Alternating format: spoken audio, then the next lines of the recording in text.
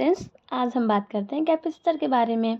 जो कैपेसिटर होते हैं वो हमारे कई जगह लगे होते हैं। घरों में बात करें तो हमारे घर में फ़ैन होता है, उसमें कैपेसिटर लगा होता है। नॉर्मल भाषा में हम बात करें तो इसे हम कंडेंसर बोलते हैं। कंडेंसर होता है वही हमारा कैपेसिटर भी होता है। अब हम बात करते हैं वर्किंग के बारे में, इसे क्यों लगाते हैं, इसका काम क्या है, ये सब हम इस वीडियो में देखेंगे। पहले बात करते हैं, ये हमारा कैपेसिटर है, यह एक इलेक्ट्रॉनिक कंपोनेंट होता है जो कि स्टोरेज डिवाइस के रूप में कार्य करता है। यह एक स्टोरेज डिवाइस होता है। इसमें हम चार्ज को स्टोर करते हैं। मतलब यह जो चार्ज को स्टोर करता है, यह चार्ज को स्टोर करता है। अब हम इसके स्ट्रक्चर की बात करें तो स्ट्रक्चर जो कि इसमें दो पैरेलल प्लेट होती है। एक साइड में बात करें तो एक प्लेटों के बीच चार्ज इकट्ठे होते हैं।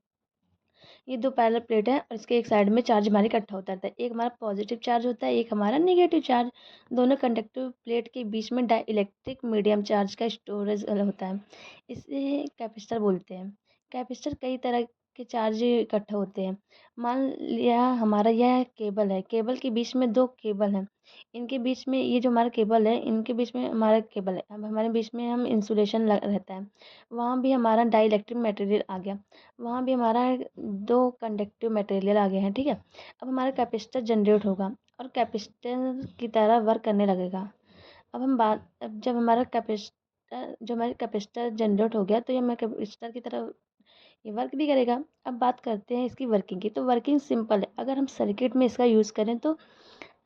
सर्किट में यूज़ करें तो इसका यूज़ करने का मेन पर्पज़ यह है कि हमारे पास यहाँ पर दो शॉर्ट टाइम के लिए हाई वोल्टेज की ज़रूरत हो तो ये हमारे चार्ज को इकट्ठा कर सकता है। अगर हमारे शॉर्ट टर्म के लिए वो हाई वोल्टेज की ज़रूरत होता है तो हम जो चार्ज को इकट्ठा कर सकते हैं। वर्किंग में जब हम वोल्टेज से कनेक्ट करते हैं तो सर्किट में जब सप्लाई देते हैं तो सप्लाई देने पर दोनों में वहाँ एक पॉजिटिव चार्ज आ जाता है और एक साइड हमारा निगेटिव चार्ज आ जाता है। मतलब कैपेसिटर में चार्ज स्टोर हो जाता है। अब स्टोर होने के बाद हमारा सप्लाई तो कंटिन्यूस चलती रहती है। अगर हम शॉर्ट टाइम के लिए सप्लाई की फिर हमें अगर शॉर्ट टाइम के लिए सप्लाई की ज़रूरत होती है तो हम कैपेसिटर की हेल्प से शॉर्ट टाइम के लिए सप्लाई मिल जाती है। अब हम इसके यूज़ की बात करते हैं।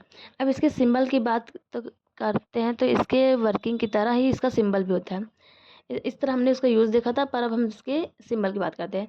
वर्किंग की तरह इसका सिंबल भी है। इसमें बीच में डाइलेक्ट्रिक मीडियम रहता है, दोनों कंडक्टिव प्लेट हो रहते हैं। इसी में हमारा पॉजिटिव चार्ज और नेगेटिव चार्ज इकट्ठे होते हैं इन दोनों में। अगर इसको चेक करना होता है तो हम किसी को कैसे चेक करेंगे? ये जो है इसको हम निकाल के आपस में शॉर्ट करेंगे तो स्पार्क होगा। अगर स्पार्क होगा तो समझ लीजिए आप तो हमारा कैपेसिटर है वो चार्ज है। जैसे कि हमारा फ़ैन है, फ़ैन में कैपेसिटर का यूज़ इसीलिए होता है कि फेज़ डिफरेंस जनरेट करने के लिए कैपेसिटर का यूज़ करते हैं। फेज़ डिफरेंस से कैपेसिटर जो है वो फ़ैन में एक डायरेक्शन में रोटेट करने लगता है कैपेसिटर की हेल्प से। इसकी यूनिट की अब हम बात करते हैं तो इसकी यूनिट होती है फैराड।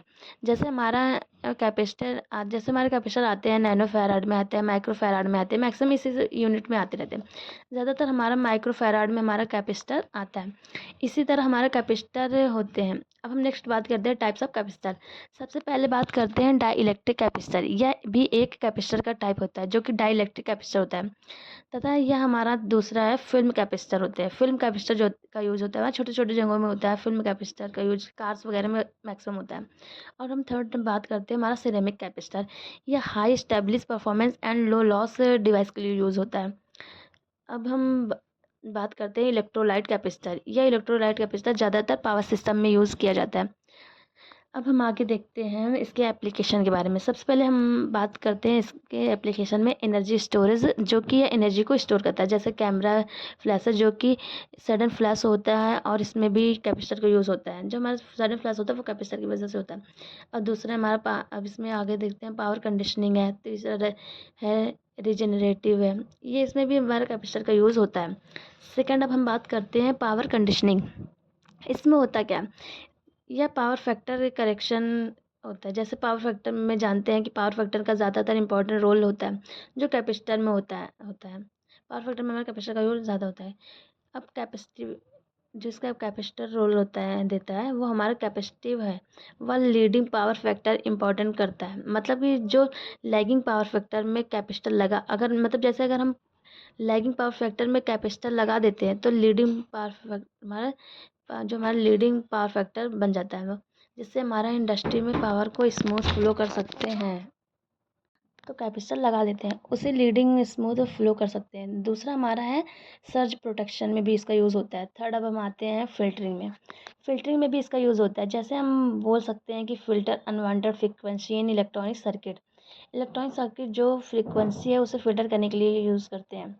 जहाँ भी सिग्नल का जहाँ मतलब जिस जगह भी सिग्नल का काम होता है वहाँ पे इसका यूज़ होता है। जैसे रिमोट वगैरह में होते हैं तो और कार्स वगैरह को सिग्नल देने में या इन सब जगहों पे हम इसका यूज़ करते हैं। इस टाइप के कैपेसिटर को हम फ़िल्टर करते हैं। अब हम फोर्थ बात करते हैं सिग्नल कंडीशनिंग। यह हमारा टाइमिंग सर्किट में यूज़ होता है। ऑसिलेशन में भी उसका यूज़ होता है। यह कई जगह यूज़ होते हैं। मतलब यह इलेक्ट्रॉनिक्स के पर्पज़ के लिए काफ़ी ज़्यादा यूज़ होते रहते हैं। मतलब कि जितना भी अभी हमने पढ़ा है सारा हमारा कैपेसिटर के यूज़ के बारे में। अब हमने देखा कि यह सब हमारा कैपेसिटर के पर्पज़ के लिए यूज़ होता है। आज की वीडियो अगर आपको पसंद आई हो तो आप वीडियो को लाइक करें, चैनल को सब्सक्राइब करें। Thank you.